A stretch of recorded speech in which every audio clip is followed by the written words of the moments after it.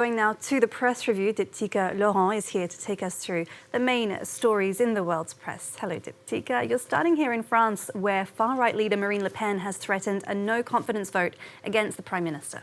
Yeah, that's right. French Prime Minister Michel Barnier has suggested using the notorious 49.3 constitutional article to essentially force through the controversial budget bill through Parliament.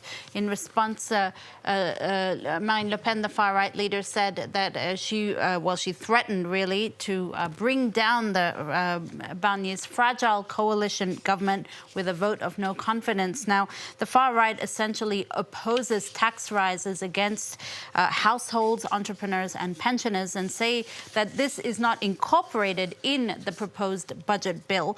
The French newspaper Le Figaro, the conservative daily, really deploring what it calls engineers of chaos, referring to Barnier and Le Pen, who threaten to add a political crisis on top of France's existing economic woes. Now, for the left-wing French paper Libération, they're seeing it more through an illustrated perspective. This cartoon here from the paper's illustrator Coco, who sees Michel Barnier, the French Prime Minister, facing really a myriad of problems right now. Growing unrest from the agricultural sector, planned strikes by railway workers and civil servants, and of course this threat of a vote of no confidence against his governance.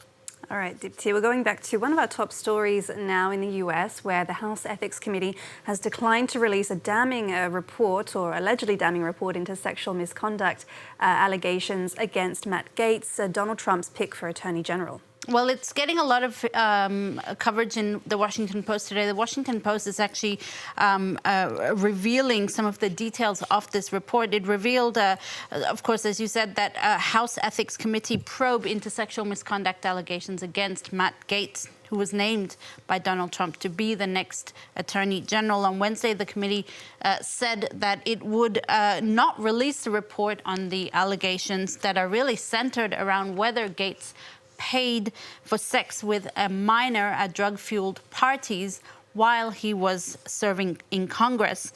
He actually met with some Senate Republicans yesterday in a bid to convince them to back his nomination when Trump takes office next year. According to the Washington Post, records show that Gaetz did pay $10,000 to two women who testified before the committee, and that some of these payments were indeed for sex. Now, in the editorial of the Washington Post today, the paper's editors say that the fact that this report will not be released is not the final word. Democrats can still force a vote on the entire House on whether or not the report should be unveiled, or the findings. And if that doesn't work, the paper urges the committee to at least allow senators from both parties to view the findings behind closed doors. So, I quote, it can fulfill its constitutional obligation to review presidential nominees. All right, and Oxford University will now elect a new chancellor, but this election is garnering attention in the press. Tell us about that, Diptyque. Well, there's a really interesting article from Politico today. It's well worth a read. Oxford University's China dilemma, that's how Politico puts it.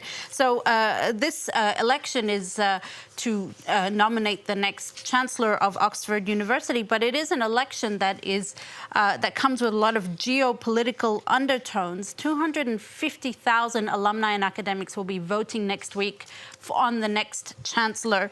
The outgoing chancellor, Chris Patten, was actually the last governor of Hong Kong and has often been seen as the bête noire of the Chinese government. He's stepping down after 20 years at the helm of Oxford University. Now, this new election is really being played out, at least among chancellor hopefuls, according to their it's being played out according to their stances on China.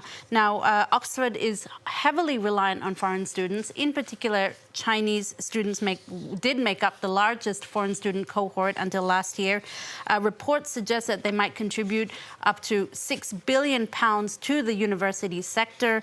However, some candidates like William Hague, who's one of the leading candidates for this post, he's former Tory leader, he says that Chinese students should be vetted on national security concerns to see if they pose a national security risk. His main rival, the Labour peer Peter Mendelsohn advocates, on the other hand, closer ties with China. So it appears that the next chancellors of Oxford University, it certainly could be played out according to where they stand when it comes to relations with China. And finally, from you, it appears that kale has been dethroned as the new health food fad. Yeah, and it appears, at least, that it's been replaced by the humble bean, as you see here. The fiber and protein-rich beans are inexpensive, so it's one of their main selling points. They also keep for a long time.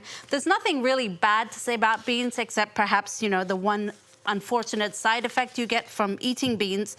Anyway, beans are having a huge moment right now. There's a TikTok account dedicated to bean salads that has over 2.7 million followers.